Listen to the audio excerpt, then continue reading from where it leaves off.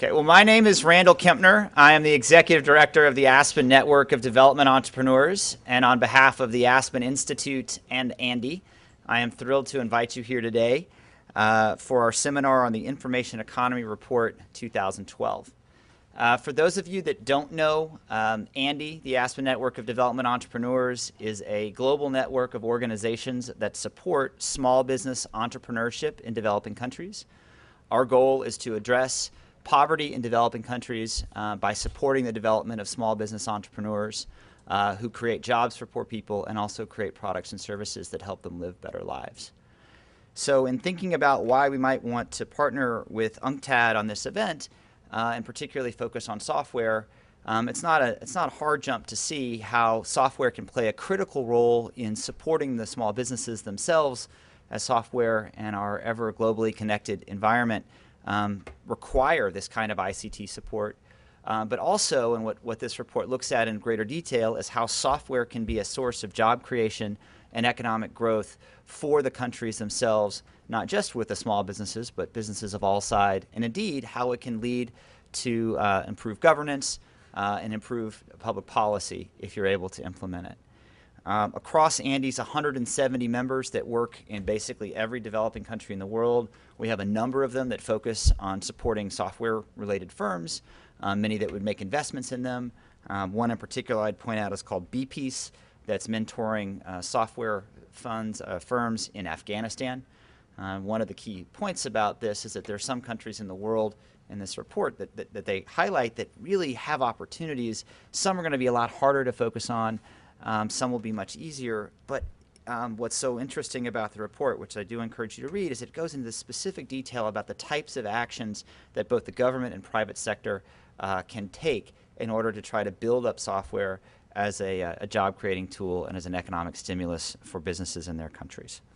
So with that as a very brief introduction, I would like to ask Michael Mingus to join us to give a presentation. He was one of the contributors to the report and presently is working throughout ICT, and he just gave me his card, which is different than where he says. So Michael, where would you like to say, where are you?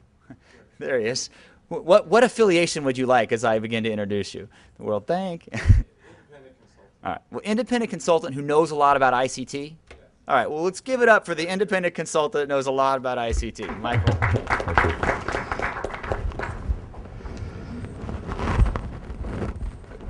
Can I?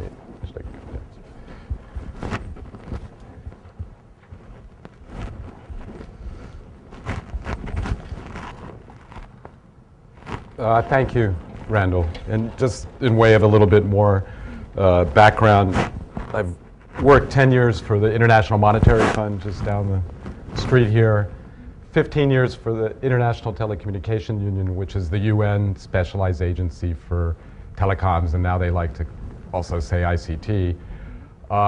And lately I've been working as an independent consultant doing work with UNCTAD, the World Bank, and some other agencies. So on behalf of UNCTAD, I'd like to thank Andy for hosting the presentation of the recent Information Economy Report on Software Development. Every year, UNCTAD publishes a report on ICTs in developing countries with a different theme. Last year, we were here launching the report on private sector development. And so, once again, now we have a new report on software development. And as Randall said, I was one of the contributors on this report, so UNCTAD asked me if I could present it for them. I have to warn you, I'm just getting over that terrible flu. It's been going around, so excuse my voice if I sound a bit congested, and if I have a sudden coughing attack, I apologize in advance. I'll turn around.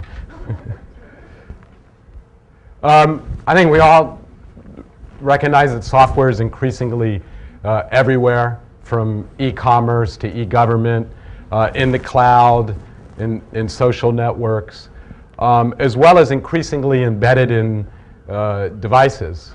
My wife just bought a new car over Christmas, and I'm amazed, everything from being able to plug in your iPhone and see the display on the monitor, to the GPS, to auto sensing lights. You don't even need to turn your lights on anymore. That's one example of how pervasive computing and processing chips are becoming all over in all kinds of situations. And all that requires software to manipulate and run. One of the big emphasis in the development community is on the potential of ICTs for helping developing countries realize their potential. And in that respect, I think the quote from the Secretary General of the UN is relevant in terms of talking about how important software is, that countries need the capacity to adapt and develop relevant software if they're really going to be able to fully exploit the potential of ICTs. And some of the opportunities with software development in developing countries is that there's low capital barriers to entry. Basically you have a computer, internet access, that's all you need to start developing code and participate in this activity. It generates employment, particularly for a lot of skilled youth, which are really predominant in many developing countries, and this is becoming an issue. They're churning out graduates with no jobs, so here's a potential job creator. And it also has a lot of downstream employment impacts, which are even bigger than the direct employment because of reselling and training and maintenance. So it can have a very big impact on employment. It's a source of innovation. When we think about all of the sort of big ideas over the last decade, a lot of them are related to ICTs, whether it's Google or Facebook or other areas. And one of the panelists this afternoon will talk more specifically about the role of innovation in software development. It's a source of export revenue. That's probably the main area that a lot of developing country policymakers have focused on in terms of software development. We think of India and many imitators, and every developing country thinks that they can become the next India. Yeah, it can be a big source of employment and foreign exchange earning, but as we'll see later, too strong a focus on just export revenue can also be unsustainable in the long run. And finally, it's important for sustainability having software capability. Countries need to move from just importing technology and software solutions to really knowing how computers run, how processors run, how the software can develop, and how it can be made relevant for their local needs and conditions. And unless that happens, they'll never really be sustainable in software. So when I'm talking about software, what do I mean? There's 4 categories that the industry uses to break down the ICT market. One is computer software. That's the kind of packaged software, Microsoft Office or database systems from big companies like IBM.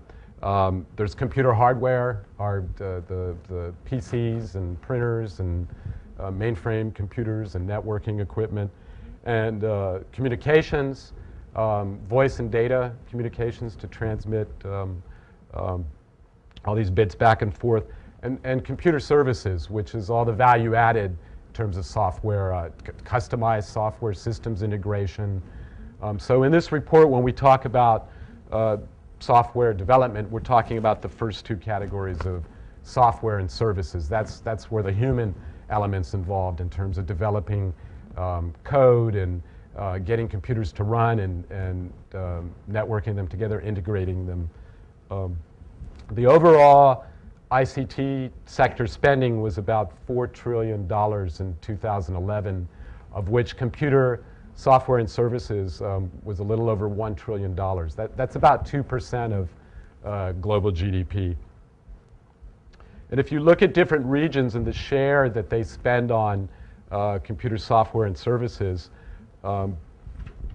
it's mainly in the developed countries where software and services is more than 30% of ICT spending. And as you go down into developing regions, that proportion becomes much less. So in regions like Middle East or Latin America, only around 10% of all ICT spending is on software and services. So one of the implications of that is, you're getting this hardware, you have all this communications capability, but you're really not putting a commensurate amount into developing applications and software to using that. So you're not fully exploiting the potential of all of that network and hardware that you have in there. As I mentioned, one of the key focuses in many developing countries has been on the potential of software exports. This chart shows the top 20 countries in terms of the value of their computer software and services exports. We can see that India is the second largest, just after Ireland, $34 billion worth of software exports in 2010. But other than India, there's only 3 other developing countries among the top 20. And this is after years of, again, developing countries emphasizing the role of software exports. And of those 4, 3 of them are countries where English is widely spoken, or at least widely spoken in the software industry or in the university sector. Singapore, Philippines, and India. So it would appear that English is one of the important skills that is necessary to crack and become a big software exporter, at least in terms of value terms. And if that was the case, that would rule out a lot of developing countries. You do see China on here, but the reason you see China is because so much of its software exports are actually embedded software, embedded in its big electronic exports, embedded in telecommunications equipment, embedded in phones already. So that accounts for China's presence. Now, if you combine the earlier chart on spending, ICT spending, and with the previous chart on software exports, you get something like this, which I know looks like a bit of a mess. I wanted to redo it, but I was afraid because, UNCTAD being a UN agency, they have to be mindful of country names, and so there's like the plurinatical state of Bolivia or the Islamic Republic of Iran, and I was afraid to tamper with those names, so I didn't redo the chart. But basically, along the horizontal axis it's showing computer and software spending as a percent of GDP in the economy. That's a measure of how strong computer and software is in your domestic economy. And along the vertical axis going up is the ratio of software exports to total computer and software spending. So as you go up, you're a bigger software exporter, and as you go over horizontally, it's having more of an impact in your economy. So in that bottom left quadrant, you actually see most developing countries. They're there in the early stages. You go to the top left quadrant, those are countries where the primary focus is on exports, like countries like Sri Lanka, Uruguay, Costa Rica, but they're not devoting as much the emphasis to domestic software capabilities. And it's interesting to note that India and Philippines, the 2 top exporters, over time they've been sliding along, going to the left and becoming more focused on domestic software exports. So ideally, you want to kind of go diagonally up this chart as a developing country, kind of heading in the area of where Malaysia is, which is ideal. It has software is a big part of its domestic economy, but it's also exporter, so it's benefiting from both. So again, this is to emphasize that it's not just about software exports. It's also about developing your domestic capability, developing domestic applications, developing domestic e-government. And unless you do that, the growth is going to be skewed and one-sided. Okay. So how can developing countries get more involved in software development? There's three trends that are opening up new opportunities for them. One is the mobile revolution. So as this chart shows, the blue line is the average mobile penetration in developing countries. In 2005, it was around 20%, or only 1 in every 5 people in developing countries had a mobile phone. By the end of 2011, it was up to 80%, so almost 4 out of 5. It's growing about 10% a year. So before 2015, basically, most adults in developing countries are going to have mobile phones. And that's having huge impact on the potential for software development. Because in the past, the emphasis for developing countries has been on getting infrastructure out and getting access to that infrastructure. And that's always been the barrier. But now, for the first time, we're at the stage where, in the form of mobile communications, ICT infrastructure is out there. And now what are you going to do with it? How are you going to use it? So with mobile, it's driving a lot of demand for software. More use of mobile phones, and now we have mobile apps triggered by the explosion of smartphones. In 2011, there were more smartphones than PCs were sold around the world. And in developing countries, smartphones is the fastest growing segment of the mobile market. And smartphones, as we all know, they use apps. They're driving demand for these mobile apps. The industry is going to be worth about $38 billion by 2014. So that's opened up a whole new market for developing countries, both in terms of developing apps for the global mobile market through all these, the Apple App Store and the Android marketplace and so on, but as well as potential for developing applications in their own domestic economies. And indeed, a lot of these precursors have already been developed for low-end mobile phones. There's a lot of text-based applications across the health, across agricultural sectors in developing countries. And one of the big areas that developing countries have actually been very innovative and are leading in is in mobile money on phones. And the World Bank last year, it came out with a report called Information and Communications for Development called Maximizing Mobile that looks in more detail at all of these applications on mobile phones in developing countries. So a lot of those applications, the first generation, have been sort of low-end text-based. Now, with smartphones becoming cheaper and cheaper and permeating further in developing countries, there's a huge potential then to transform those applications into higher value-added kinds of programs that it's going to require software development. And one example is Sri Lanka, where there's an active Android market for smartphones. And if you look at the hit list of applications in Sri Lanka, the top 10 are all locally developed applications, ranging from web browsers in Tamil and Sinhala, the languages spoken there, train schedules, entertainment, dictionaries.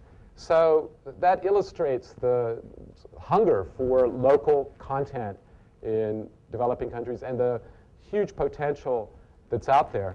Another interesting thing about this case of Sri Lanka is that the person that developed the top selling Android application there is a student from a rural area, and it illustrates the potential for so-called freelancing and small-scale businesses to participate in this new mobile applications development market.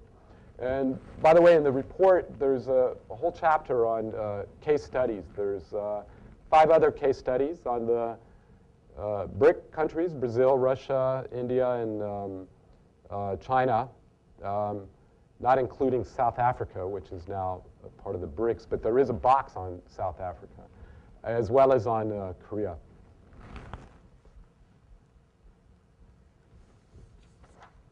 A second trend that's driving potential for software development is the internet and the kinds of things you can do over the internet and the way you can develop software over the internet. So it's a platform, and because of the growing spread of broadband that has really rich possibilities and is triggering all kinds of opportunities. With broadband, you can have better applications, more sophisticated applications that work over the higher speeds. You can also participate more effectively in software development if you have broadband. And broadband enables things like cloud computing. If you don't have broadband, you can't do clouds. So as broadband, both at the last mile level through 3G networks, fiber optics, as well as internationally through fiber optic cables spreads, this is making more opportunities for developing countries. The second thing that the internet does is it's creating the new applications, particularly social media.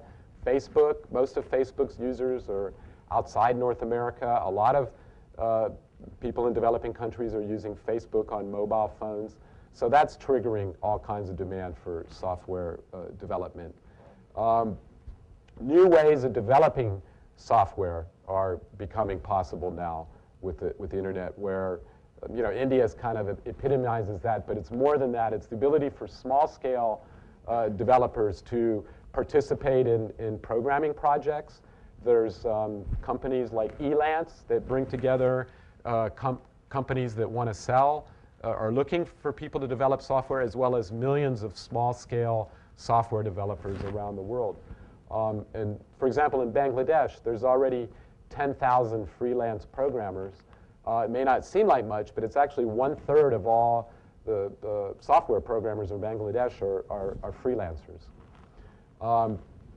And the internet and broadband is creating new ways of developing software and systems through cloud computing and software as a service that's, again, giving opportunities to developing countries. The third factor is the growth of free and open source software, or FOSS. Its market share is rising. That chart is quite interesting. If you look at the share of the web browsers, how dramatically Internet Explorer's market share has declined over the last 5 years. And indeed, now Firefox and Chrome, which are both open source browsers, have a bigger market share than Internet Explorer. And FOSS is available across all kinds of different platforms. It's Android, it's Linux and operating systems. So that's given potential because proprietary software is harder to crack. There's only a few companies that dominate that. But now with FOSS, it gives a lot more opportunities for developing countries to create and write software using cheap and inexpensive tools. As free as it implies, it's not always free, but it's certainly much cheaper than proprietary software. So that's one of the big attractions. And you learn when you're developing your own software, you're building up expertise, you're building up knowledge. You're not dependent on proprietary software if something goes wrong, or having to pay a higher price for that. In terms of like e-government applications and things that have security and data privacy considerations, open source gives you a lot more protection because you control it. And there's also opportunities for local business development in terms of procurement. If governments move to open source software platforms, then many more small businesses can participate. So one of the things in the report is we started to gather information and knowledge about software development in different countries was the emergence of a model or a framework for for looking at it. And in the center, you have the software producers and users. These are software industry, the big companies, industry associations. You have the software users, individuals, industry, different industries needing software, and government, which is a big user of software in terms of e-government applications. You have the universities and R&D, which provide a lot of innovation and ideas.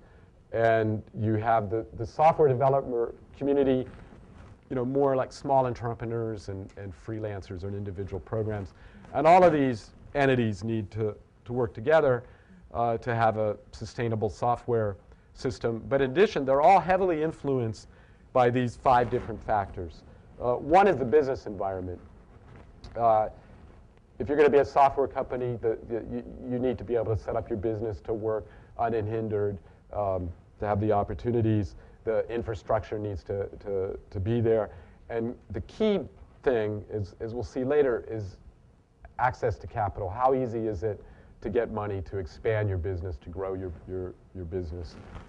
Human resources are obviously critical. You need to have universities that are turning out programmers that have software programs. The ICT infrastructure, as we saw earlier, is also critical. Broadband networks are important. The legal framework is key. You need to have policies in place that enable e-transactions, that enable payments to be made online, that protect copyrights and software. And the global links are important. Again, software exports are important, but what's more important is the knowledge you get out of that, because when you're integrated globally, you're getting innovation, you're getting ideas, you're forced to learn different languages and different cultures, and you're also establishing contacts, say in Silicon Valley, and you're going back to India or going back to China, so that you can leverage on those contacts to grow your own domestic software industry. And because the software sector is so globalized, these global linkages are really critical to nurturing a sustainable software industry. And finally, on top of that, you have the government vision and strategy and influence. The government influences all of these areas. It influences the ICT infrastructure, whether you allow competition in the market, and how flexible it is, how good the schools are, and the programs for developing software development. The legal framework, do you allow e-transactions? Do you allow e-commerce? So the government has a really key role to play, and one of the findings in the report is that a lot of the countries that have done well did so with early government support in terms of facilitating the software industry. In the report, the UNCTAD worked with the World Information Technology Software Alliance, as well as local associations to get information. And one of the things they did was they sent out a questionnaire to national ICT associations asking them, well, what are the biggest barriers to software development in your countries? And interesting, the number one barrier was access to venture capital. So again, that emphasizes the importance of the business environment, and how easy is it for, say, venture capitalists and for other sources of funding to provide capital. Second thing is the lack of qualified human resources. So again, these factors feed back to that model of the national software system, and where countries need to spend more resources and effort on enhancing it, and dealing with these problems, so that they can really take advantage of the opportunities provided by the software sector.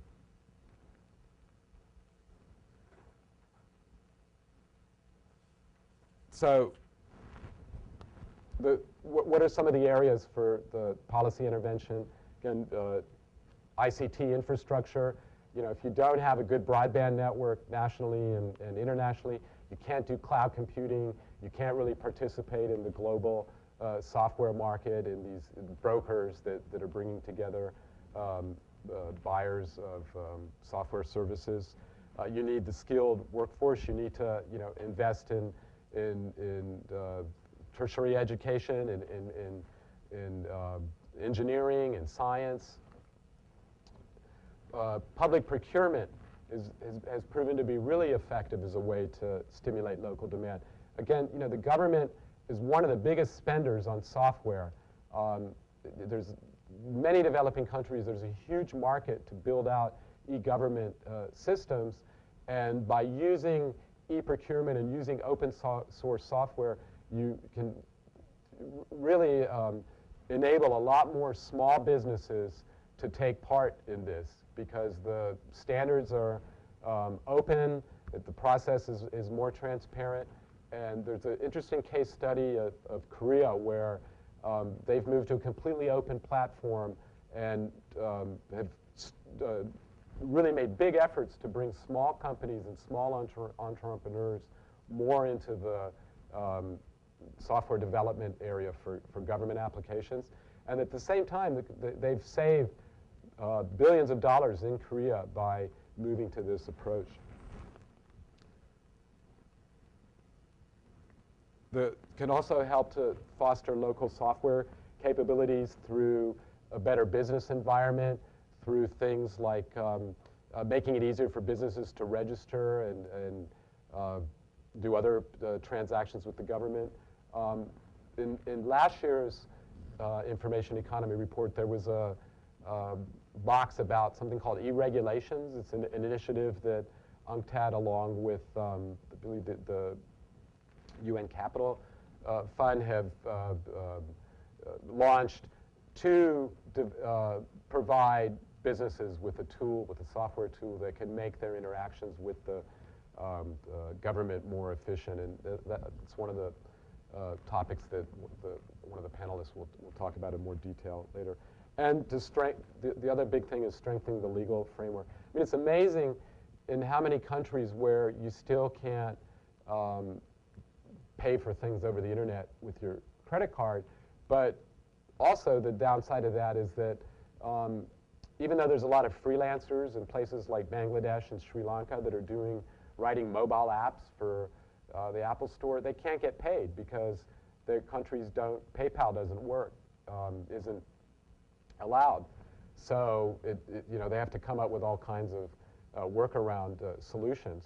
So even something like that is a deterrent to software development, by not having e-payment systems. So what is the role for international partners, many of which are here today? One is in capacity building. A lot of partners have programs for human resource development, for training, for accreditation, application development to provide skills on how you develop applications, how you market them, how you sell them, how you can participate in the global software community, to help strengthen the legal and regulatory frameworks that I mentioned earlier, and also to create demand for local software use by when you invest in projects in developing countries, almost all of which have some kind of software component, to hire local software developers to help develop the applications. And here you see some of the logos of the various partners that have been involved in this and in the report. So to conclude, the very first slide, I showed how software is permeating everything. This is going to continue to grow. So there's huge opportunities and potential and importance for developing countries and being able to provide software solutions. But in order to take advantage of that, it requires support from the government in terms of changing laws, making sure that the infrastructure is there, making sure that the human resources are there, and providing a facilitating environment for all that. And again, there needs to be a balance between export sales and domestic software market needs. And leveraging partnerships. You know, this is an industry that has all kinds of players, all kinds of stakeholders, and partnerships are really critical to make it efficient. And the ultimate goal is for developing countries moving from just importing foreign technology to actually using and developing their own solutions for ICTs, because until they can reach that stage, ICT will not be sustainable and they won't be able to leverage the full impact that it can provide. The report is available free of charge from that website, although I believe that there's copies also outside. So thank you very much for your attention. I managed to get through this without coughing once.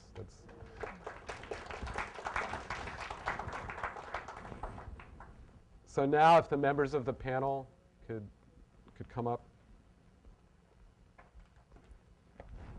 And hopefully in the panel discussion, we can cover some of the questions you may have, but if not, if they haven't been raised during the panel discussion, maybe there'll be time afterwards to take a few questions.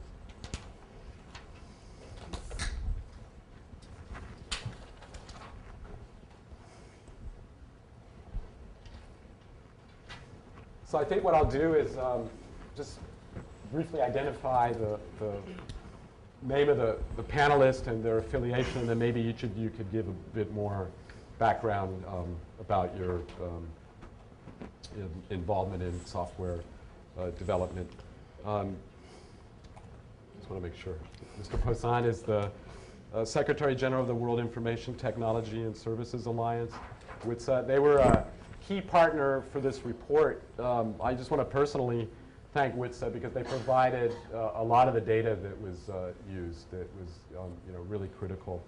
And one of the things that the report mentions is the importance of the collaboration between government and the software industry, and also industry associations. So, I'd like to know what role can industry associations play in developing countries in terms of expanding software potential. Well, thank you. Let me give you a little bit of background on WITSA. We've been around about almost 40 years now. We represent 90% of the industry globally. We're in 84 countries. Actually 85. We've got an agreement with China. So the question is, how do we work together to advance the world of software development in countries?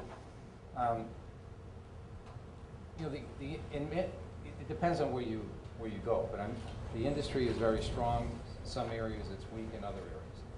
But there is no doubt that the success factor, you have to have the government leading the development, and then industry can help. So if you go into a country where the industry is weak, WITSA as a family can bring together the resources that's necessary to move to the next level. Let me just finish by thinking, I think the key to this is in the hands of the government. And as I travel the world, I run into a variety of and I'm going to call it attitudes. I think, we come from the industry. So we expect people to understand what we're talking about. They don't. In many cases, political and politics, they don't understand, and they shouldn't necessarily understand. They're a doctor, they're a lawyer, they're wherever they came from, or a career politician. So I think a lot of it has to do with educating the government in terms of how critical this is, to the future, not only with them, but their children and grandchildren. And once that message gets across, then things change. But until that happens, it goes backwards. And we all know that the developing countries are moving quicker and quicker, faster and faster ahead. Those who are left behind are being left behind at more of a rapid rate. Their ability to catch up is almost impossible unless they get with it. So, thank you. Thanks, James. Okay, I'll just go in order. Sure. I think you're Coran Yes, Skander that's of correct. Shore Bank International. That's correct. And I guess you're involved in financial Services. activities. So as we saw, one of the key barriers to software development is the lack of venture capital. So maybe you could touch on some of the ways of funding software entrepreneurs in developing countries. What can be done to enhance that? I think we are funding initiatives in the developing world, especially in Pakistan, India, Bangladesh, and now Nepal, where we are working with the development community, like the Gates Foundation, USAID, and other donors, to fund not software entrepreneurs, but institutions that are interested in providing products and services for the poor. And what we've seen through these initiatives and through the focus of the development community, changes in regulations in these countries, where regulatory interventions as well as technology advancements such as mobile financial services platform becoming accessible and cheaper for these institutions to use, and obviously the communication network development exploding in these markets. That has built financial delivery infrastructure. But what we're seeing is that although this infrastructure has been built and transactions are increasing every month, we don't see the end user using their accounts. Well, financial inclusion success will only happen when institutions are able to attract the end user to open accounts and deposit money, and then use that account to make payments or save money.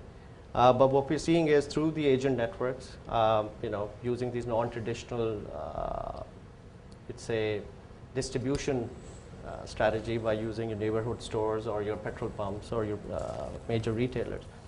We are able to see the success of customers walking in and processing transactions but not opening accounts. So I think what needs to be done is there has to be some kind of innovation at the end user end, where the assumption is if a poor person has a mobile phone, they'll automatically use it to conduct financial transactions. So I think that's what we're focused on, and we're working with the governments, we're working with the regulator and the policymakers to make it easy for the end user to use these channels to transact. So that's what we're doing. Okay. The next panelist is Mark Bishler, the Executive Secretary of the UN Capital Development Fund. As I mentioned in the presentation, one of the things that he knows something about is this e-regulations the project to make it easier for businesses in developing countries to interact with the government. So maybe you could talk a little bit about that. Yes, sure. Yes, I took over as the Executive Secretary of the United Nations Capital Development Fund in November last year. CDF, maybe in a nutshell, just to say what we are doing, where we are working. We work in the least developed countries, and we serve poor populations at the local level. We serve them individually by providing them access to microfinance instruments for their micro enterprises, but also to cover other financial needs that poor populations have. And then we also serve them collectively at the level of the local communities, their elected councils, by providing them access to local development finance. And we can work with instruments, with grants, with guarantee schemes, with loans. We are the only organization within the UN system that can directly lend to public and also to private partners. We do so in reaching out in a multi-stakeholder approach to other partners to help us replicate and put to scale the pilot projects into which we invest. Now, the e-regulations program that was launched by UNCTAD, I got in touch with it in my former capacity as a development director for the Luxembourg Ministry of Foreign Affairs when I hooked up with one of the colleagues from UNCTAD. The e-regulations program, the goal of this program is to break down the administrative processes at the local level in order to make them more accessible and better understood by the users, by the population. If you take, for example, the example of setting up a commercial enterprise, a commercial company. So the program designs software to describe all the different stages that you have to go through, takes out all the duplication that exists in the field, and then describes in almost excruciating details, but very pragmatically, different stages that you have to run through. Even if you maybe are not well aware or even illiterate, you could access these different stages via internet. Of course, you would need, as you pointed out, the right ICT infrastructure in order to do so, which is another challenge. The objective, of course, of this program is to bring down the financial cost of setting up a business, for example, but also it is very used to be very time-consuming, and you have can have good savings also from this perspective. We would certainly follow up to this initiative now from the side of UNCDF, building on the success that was described in last year's report already. Thanks. Thank you. And finally, we have Ilari Lindy of the World Bank. Ilari is in the innovation practice. So, as we saw in the presentation, innovation is key in software development and fostering in entrepreneurship. So maybe you could talk, about some of the ways that you can trigger higher levels of innovation across software development. Yes, thank you, Michael. It's great pleasure to be here because in my previous capacity I was working for the Finnish government and the Finnish Ministry of Foreign Affairs as a senior advisor on innovation. We had the pleasure to sponsor the report at a time as it's been sponsored now as well. So now in 2 years I've been looking on the bank side of what is the role of innovation and innovation policies in nurturing ICT-enabled development. And this year is actually quite interesting and crucial in many ways because the bank as a concern has come out with a new global ICT strategy. So if you Google it, you can WB and a global ICT strategy. And I was part of the process to develop that and look especially at the innovation part of it. And it may tell you a lot about the bank that this strategy is now scheduled to take place within the next 5 years. But I think already in 2 years' time we may see that things are changing rapidly again. But the previous strategy was in place in 10 years. So we are catching up. But I'm not sure that we are catching up fast enough. But anyway, the strategy has 3 components. We are looking in the connect component, the digital infrastructure and infrastructure for all. And there is still a case to be made, especially on the last mile. Now, the innovation layer of the strategy will look at really the policies and collaborative arrangements where we can especially focus on a skills agenda. And this is not only skills agenda of the developers, of the potential users, consumers, but also the policymakers and other players in between or partnering with the policymakers. And the final layer, transform, will look at actually the ICT applications, ICT service development process itself, and how we can use technology to provide transformative services for the citizens. In my speak, I will look a little bit more on the innovation layer and look at the challenges what we have, especially on the skills part, to connect the entrepreneurship agenda vis-a-vis the policy agenda and this very fast changing global ICT landscape and what bank is going to do about it. Thanks. So that was Innovation Connect? We have Connect, Innovate, and Transform. So that's ICT. Yeah. We are looking at 3 different layers. As you may know, bank has put a lot of effort on the Connect layer. And I would say, and I think my colleagues agree, that maybe not enough, especially on the Innovate layer. And we have done a work on Transform, which has been translated also as eGov. But I think this crucial middle layer connecting these two is something that where we need to put more effort in the forthcoming years. Okay. So maybe you can turn to the audience if they have some questions for the panelists.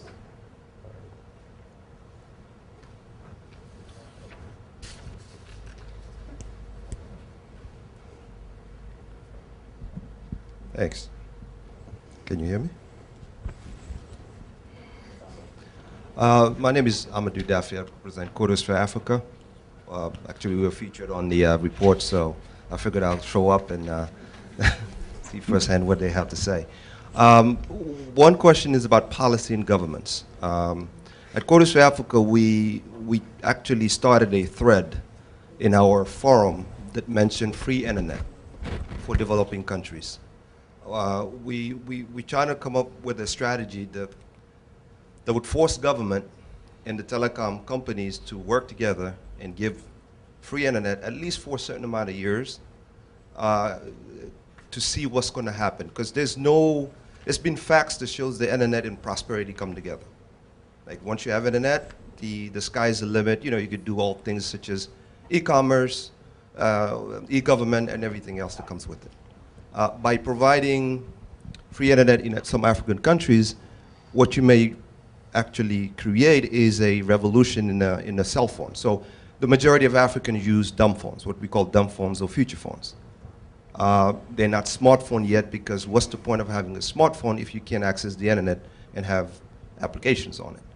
Now, if you provide free internet at some point, or very cheap, then you have the opportunity of, okay, I can buy a smartphone that costs $50 like the IDO that Huawei sells, and then I can use the application that way.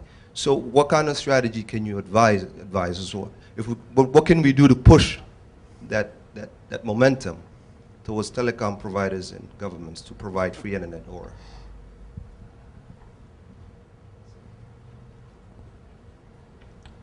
I can take an initial stab, just as it relates to some work I've been doing on telecenters.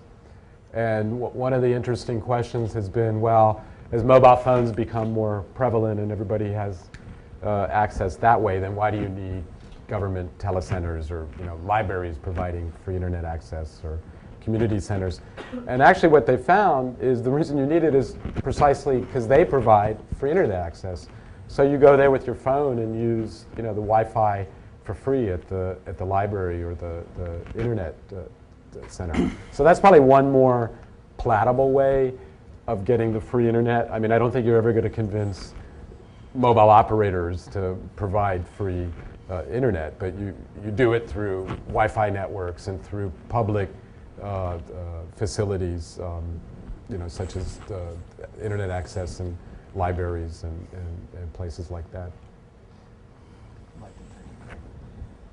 What you're dealing with is entrenched, selfish, very wealthy people who run monopolies that are not in the mood to give you anything. And this has been going on for a long, long time.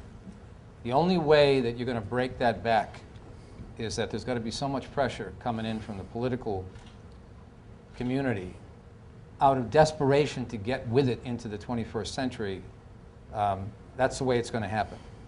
The telecoms are not going to lay down and say, we're going to give up this monopoly and we're going to give up all our money just because it's a good thing. We all know it's a good thing. So there's a small group of people in many of these countries that have everything to lose and everything to win for their country, but everything to lose personally. So what I see is when you get a champion in the country with political will, and they begin to understand the desperate situation that these countries are falling into by not becoming modernized, by not joining the digital age, that there's pressure there. So, and the other thing, there's a number of examples where you had that political will succeed. And so what I would suggest you do is look at those examples. Korea is one of them, where they thought it was much better for their population, for their children and their children, to get with it. and they made the changes. So it's not that easy. It's not that easy. But I mean, if your nation depended on getting off the old model and getting into the new world, that's enough motivation to combat the few that are taking the lion's share of profit from the poor.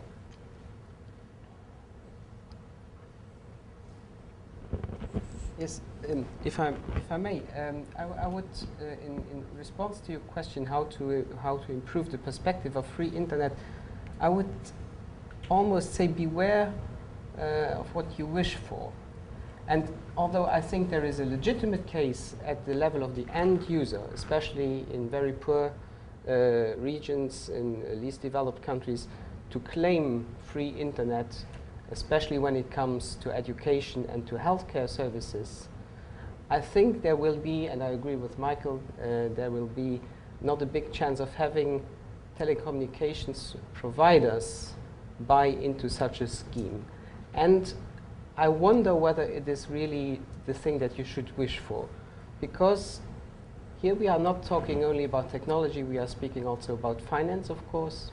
If you want to engage the private sector in a sort of a public-private partnership with a view on the long term to sustain also the internet access and to have it upgraded regularly, and have you taken part in the innovation also of the internet. And Ilari just said that, of course, the progress is so fast running that even the World Bank can even keep up with it. 5 years. So I wonder if you do not wish rather to keep the private sector involved by allowing them to make a profit from it, a reasonable profit, of course. Yeah. I mean, the market should define what that is, and maybe on top of the reasonable revenue that they can generate from it, they will be able in the end to claim also some social responsibility, which in terms of corporate social responsibility, in terms of public relations, is a very positive thing nowadays. So for the sake of long-term sustainability of internet access, I wonder if we do not have to make a trade-off here between all free access and all profit. Can I make an adjustment? Can I make an adjustment? Sure. So the question is not really to have free internet permanently. To have it at a certain time to boost, to get people to get involved. Once that starts happening, you're going to create a new economy. People are going to start doing things people are going to start doing things like e-commerce. Then the telecom provider then can come in and say, all right, now people are making income, we can change it. And it already happened. What they did with the cell phone industry was give you free incoming calls. Right? They only charge you when you make calls. That's why the scratchable phone cards are very popular. So I just wanted to readjust that and say, I don't want free forever. I mean, just for a certain time. I think just making a small comment on that, whether free, and especially your adjustment that make it available for a certain time period. What we are looking now, for example, is that we see that in Africa, the national research and education networks are becoming more robust. They are also becoming more interlinked across borders. But the big issue there is a little bit the same, that what happens after this. So I think there's a need to have a really serious mindset change among all the players who would have stake, for example, in the government service development process.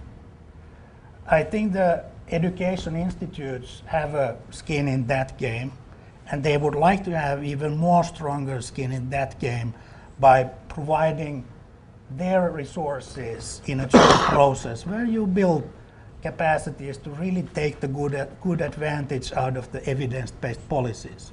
This can be created together with the private sector player. You can engage also civil society in this process, and especially when we are looking here, like what is the role what developer community or coders can play on this. So having this kind of public good as sponsored by the government or international organizations, which is emerging. I think it's not enough, but you got to tweak your mindset also on that policy layer, that we got to work together, and there's a shared value what everybody can put on a table if we work together and we are able to identify this. And this cascades then down on that third layer, the transform layer, potentially new type of transformative services. And this can be, again, a fixed time period. And it doesn't have to be free, but it can be subsidized. As far as free internet is concerned, just me give you an example of Pakistan first. Pakistan has 180 million people and 5 big mobile operators. Now, in Pakistan, voice, data, text is practically free, which has resulted in approximately 120 million mobile subscribers. Now, you would think, due to this mass, you would have m-commerce foster. But what these mobile operators are doing, instead of collaborating with as many as they can, they're closing their networks. They would prefer to acquire a bank so they don't have to partner with any other institution, so they can provide their own products and services.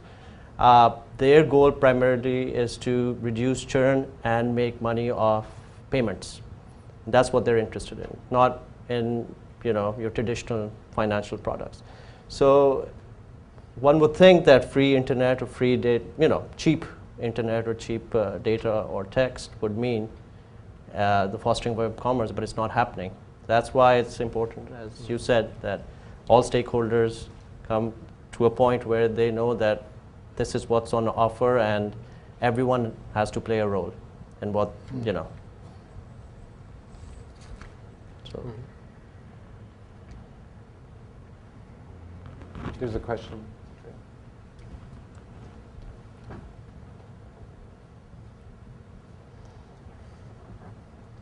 Hi, yes, Kelly Kiesling with NetHope and the MLth Working Group. I'm curious what you see is the role of aid agencies and aid organizations, either as institutional clients for local software developers or as intermediaries to the end users that, that they work with as part of their aid programs.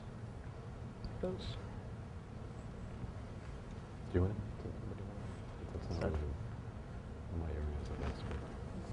Yeah?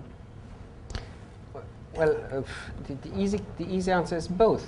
Obviously, they are already development agencies, development organizations. They are already clients of software and ICT services.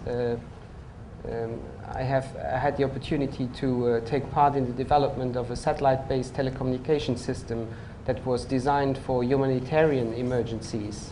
But it plays out that now it can be used for development purposes as well, in support of local development in areas that are very remote, that have no access to the fiber optics backbones, and so on and so forth.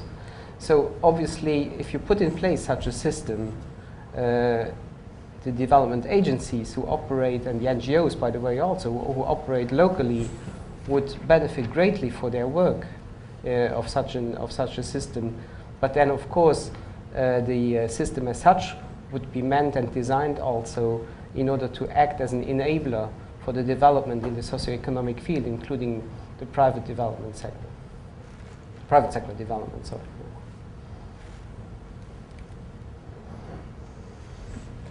Yeah, I think there's a big role to play, and the bank, what I'm currently working with and what different parts of the bank are working is we are looking, for example, how to use the mobile, GPS, and social networking technologies to map more efficiently, for example, aid flows of individual donors, of the bank, and this starts getting a lot of attraction, and in the end, it is a business-to-business service. Mm-hmm. But I think also from the donors and the bank point of view, we need to look at this process, that how do we identify data, but how do we also release data which could be useful for various type of communities, either hacking the demo services or other type of services, and supporting the entrepreneurship communities therefore. But I think your question is important also from the point of view that we see that I think innovation policies and the policies what governments are putting in place, they need to change. It's not sustainable in today's world, I don't think in any country, to say that we need the traditional instruments which are heavy lifting, science parks, and that type of infrastructure which takes ages to develop. But instead of look at, for example, aid flow mapping projects as an individual source of innovation, there is a certain ecosystem which needs to be put in place in your countries or even on a subnational level, which needs to be elaborated and again work together with the private sector, with the NGOs and with other players, and starts to collaborate more as a systemic entity. And by shifting the focus in our policies on very high level policy development or systems of innovation development to the more development of systemic innovations, which M-Pesa essentially is. It's about bringing different players, institutions, as well as organizations and individuals to communicate better together that what can we actually do with the resources what we have in our hand. So sorry about the lengthy answer, but I think it's a good source of innovation and do things different.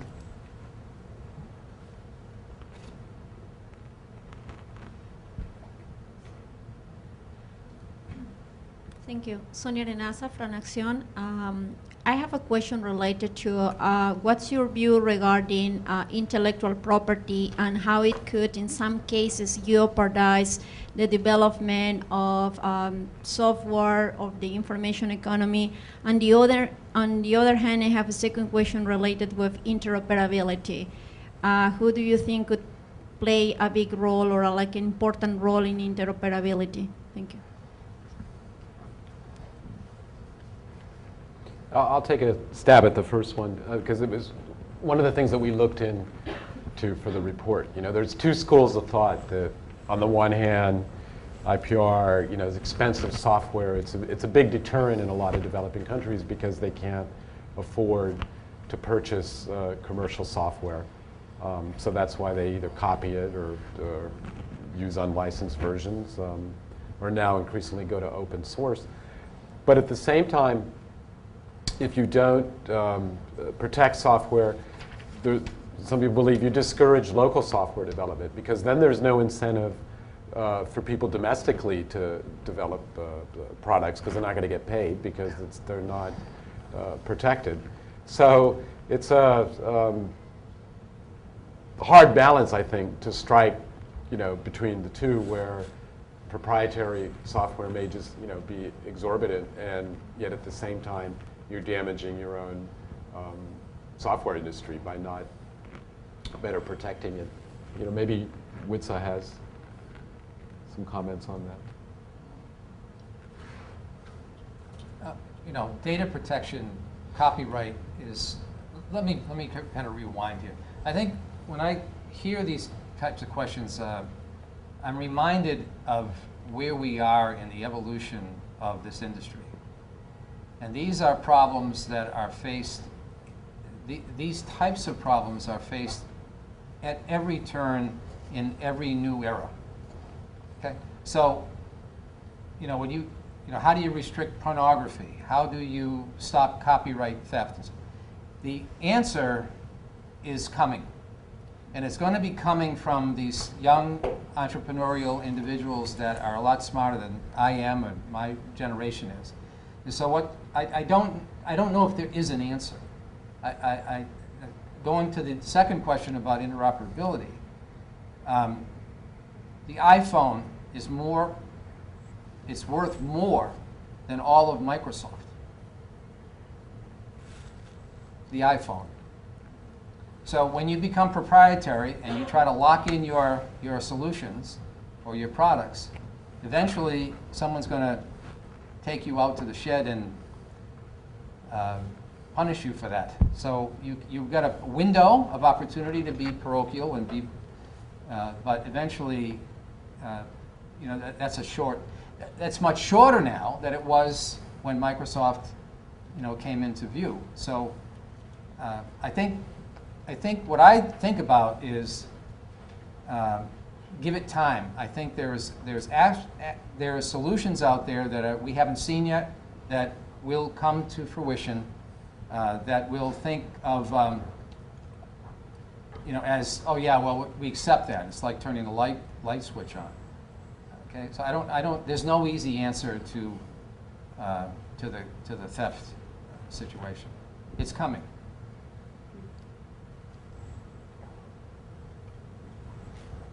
Can I just say a few words about the IP? I think this is also something that we probably need to think a little bit differently.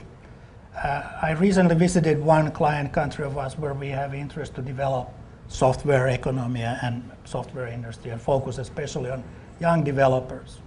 There's this one guy, he had developed an excellent service solution, sold it to the big platform, and in 2 years he has growth of employing 26 people full day. But he told me that he would have more than 20 good ideas in his drawer. But because of the culture in the country where he is operating and the ecosystem, and especially because he doesn't have a models how to give these ideas or IPs away, he keeps these in the drawer. Part of these will grow old in 1 year time, but if we would have a solution to broker these away, to lend these away, and maybe buy them back in 1 year time, when some eager developer would have developed this to the beta level, everybody would have benefited.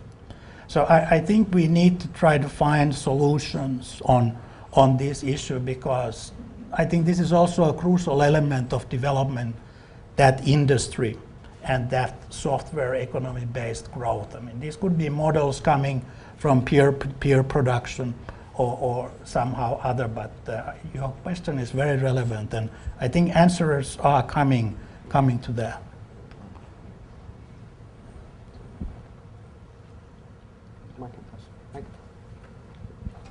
Shelley Porgas with the Global Entrepreneurship Program at the State Department.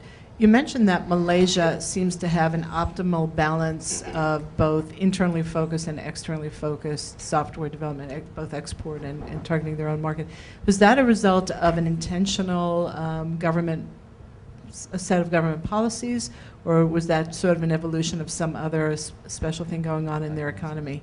I mean, what do you attribute that to? Because they seem to be the single outlier in that whole map that you showed. Actually, and if so, what were the policies? Yeah, I'm fairly close to that situation. I can tell you what they did. About 15 years ago, their prime minister decided that they were going to be a player in ICT and ICT development. In the northern part of the country, they established a hardware mecca. So they invited Dell and all the manufacturers up there, and they gave them all kinds of goodies and tax relief. So they built basically a super corridor. Well, yeah, they call it the multimedia super corridor. They kind of need to change that because of time. But in the middle of the island, a place called Cyber Java, they created the software park. And so what happens every year to this day is that the prime minister, the new prime ministers take this over. They invite the CEOs of major corporations all around the world to a meeting, I think in June, for it's somewhat of a retreat meeting, but each one of those CEOs gets a half hour alone with the prime minister. So in the beginning, those CEOs took up that now they're sending their senior VPs or whatever, but they have a very, very, very deliberate plan, and so their planning mechanism back in Kuala Lumpur is thinking of the next step. So they really integrated hardware, software, services, education. It's a marvel of what they've accomplished in a very small country.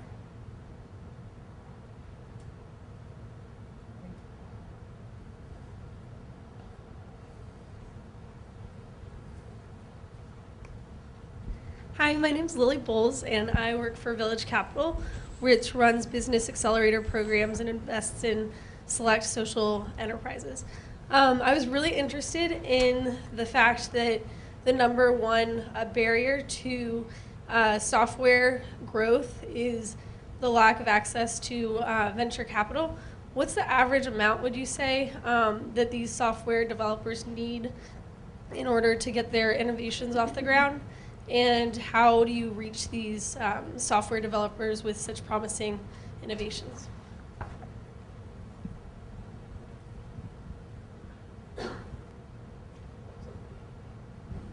Can give it a shot. So I represent Coders for Africa. It's an army of developers in Africa.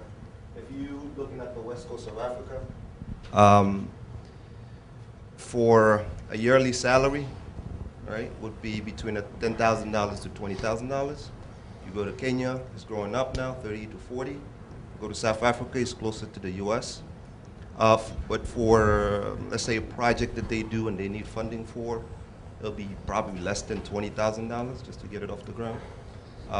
One of the biggest hurdles is hardware. It costs about, let's say if they need a server, it may cost them $5,000 to ship it from the US. So if they have cloud services or some of these things that can help them make it. What countries do they should be focused on? It's hard because I represent all of them. I'll say Kenya is already set at some point because there's a lot of capital going to that country. But West Africa is, I think, next. Because you got to look at Senegal, Ghana, Ivory Coast, this is coming up, you know. Those are the countries I think you should look at. I'm from Senegal, so Michael, maybe yes, if I might take another attempt at answering the question. I mean, from the UNCDF side, we are on a daily basis. We work on pilot projects that are innovative, that go into terrain that might be too risky for other development partners, or they are just not allowed by their mandates to go into that field. What lacks very often is a proof of concept of a given project, because investors are more and more savvy. And if I speak about investors, let's take the whole range also from venture philanthropy up to the impact investor. They're getting more and more savvy about the development issues, and they want to see a proof of concept before they will engage big time into replication and scaling up. Of course, there is also need for financing the pilot projects, which much lesser amounts, and maybe depending on the mandate of your own organization, you would opt rather for that type of financing or for the scaling up financing, for which you need, of course, a different type of funding. Thank you.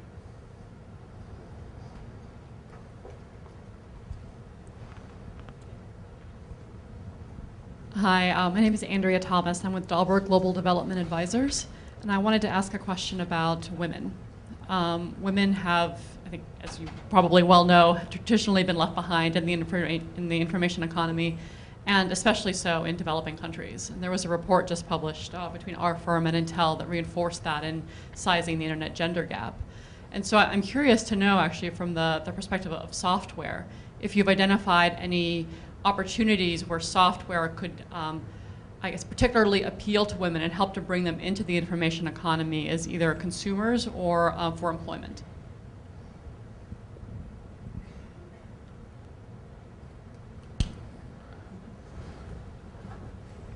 Well, we have in a strategy, one of the focus areas is that we need to be exclusive and especially take the gender aspect seriously when we're implementing.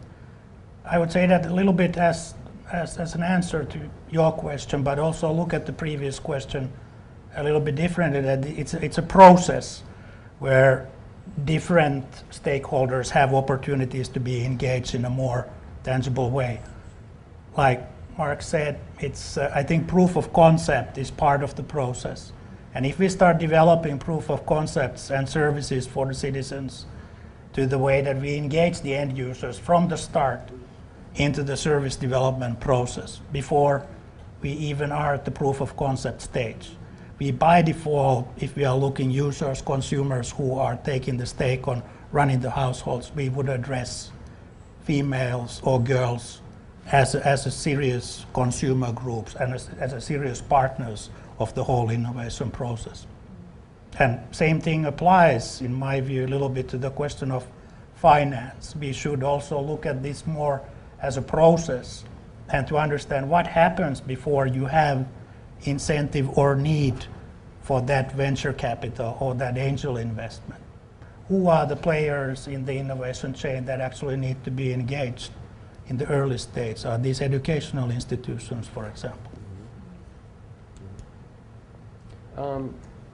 I think also there's no easy answer, because what we found was a lot of it is socially determined. You know, it depends on the country. So there were countries like the Philippines or Thailand where actually the perception was ICT is a female business, and it was like a lot of men didn't want to go into it because it was, you know, perceived as a feminine thing. But one of the promising areas is this whole work in freelancing and micro work, because, you know, with the right infrastructure you can do it from home.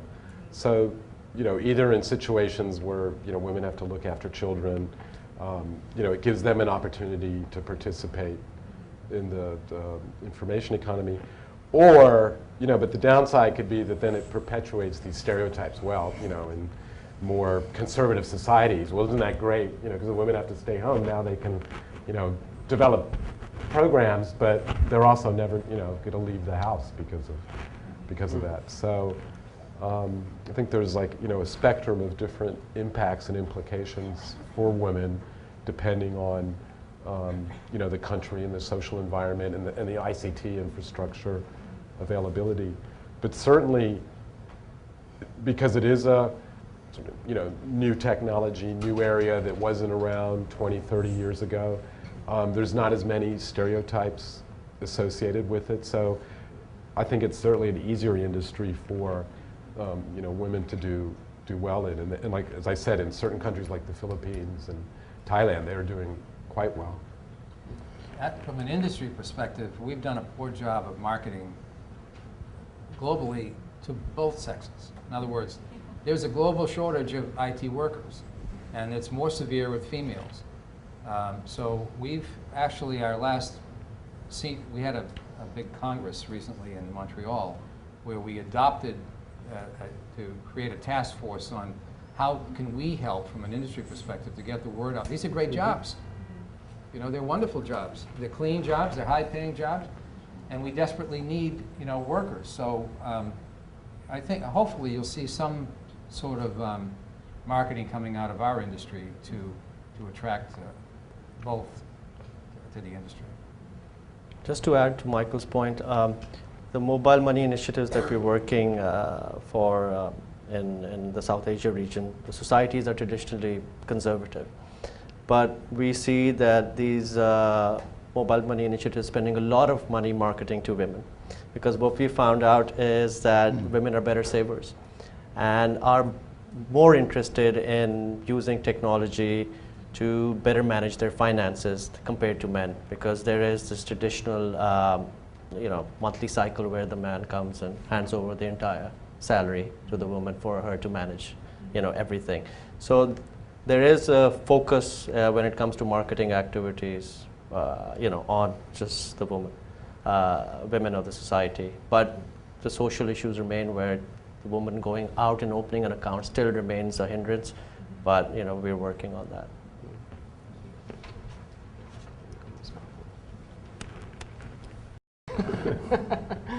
But I mean, just from the top of my head, the key thing is broadband. I mean, if you don't have you know, a good national infrastructure and international connectivity, you can't do cloud computing. You know, you need to have data servers and reliability.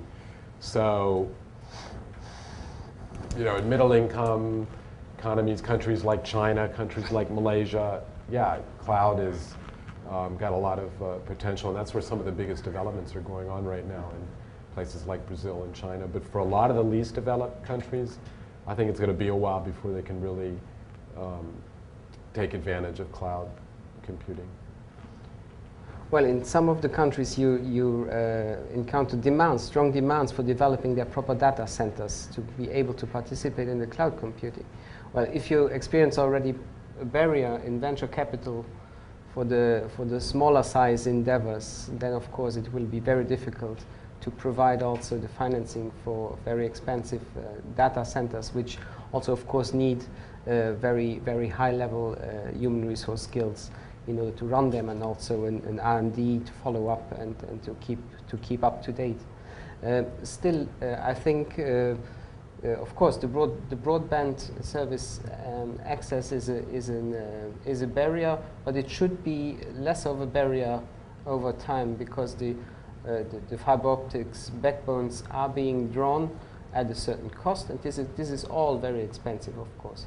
But the satellite-based services can be a genuine alternative where you would never go with fiber optics. Still, it's very expensive, and I think there we must aim for public-private partnerships in a way that I described just a moment ago, in order to keep the private sector on board with strong investments triggered by public seed money.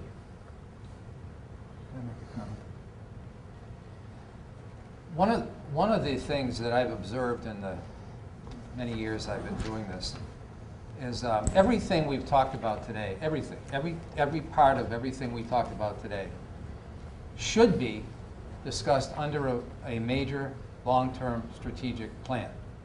In other words, if you had a plan, the problem of the telecoms would be part of that plan. So if you have a goal to break that down and provide less expensive cloud computing, whatever we've talked about. So if I could give you a takeaway, going back to a particular country, I'd like to make a suggestion that you take a look perhaps at the Korean plan. The Korean plan is a 10 to 15-year plan. Every 18 months, now let me back up. The reason why it's so long is it outlasts politicians, right? Because every time a new politician comes in, they want to throw everything away and then start all over again. So if you have a long-term plan, which they are brilliant, the Singaporeans, the Koreans, the Malaysians, they have these plans which are beautiful. So what happens is that you come along and all of a sudden a disruptive technology comes into play, social media. So what they do is every 18 months, if not sooner, they take out the entire plan again and they inject the new particular technologies in, and how does that affect that plan? And they move from there. So what does it mean? It means you're going to have infrastructure set up, you're going to have it paid for, you're going to have e-government services. All the things we've talked about have to fall under the plan. If you don't have this, you're just shooting from the hip every time, and that's why 85% for software projects go bad, because they're doing it up under a false umbrella, and everything gets changed and so on. So if I had one takeaway, I would say look at the Korean plan. It's public, and study plan. Bahrain has a wonderful plan on how they get people to use and adapt to ICT. They've really done a great amount of work in that, and it's very successful. So there's nothing out there that hasn't been invented. We just have to kind of gather it up and take a look at best practices and copy it and adapt to it.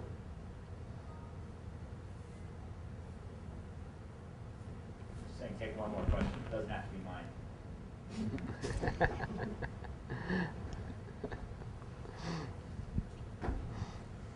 Hi, my name's John William from the World Bank. I agree completely with that last comment. I think in particular, we need to figure out ways to look more holistically at how to develop these local software markets.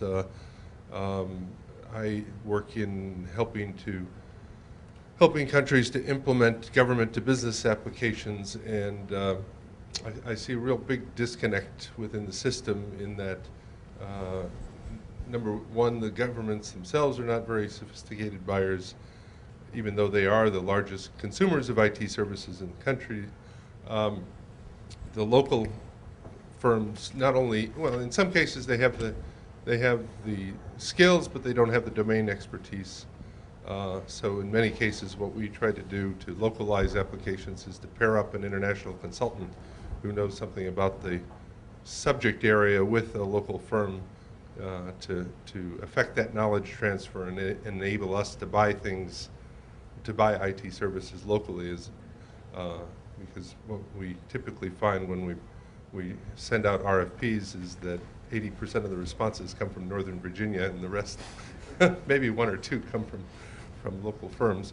You know, I think it's within the sort of mandates of, particularly of all the groups in sitting up there at the front, to think creatively about how we might work better together in the respective areas where we have some weight or some financial clout or some expertise that we can bring to the table. Okay, that was not so much of a question. Yeah. No.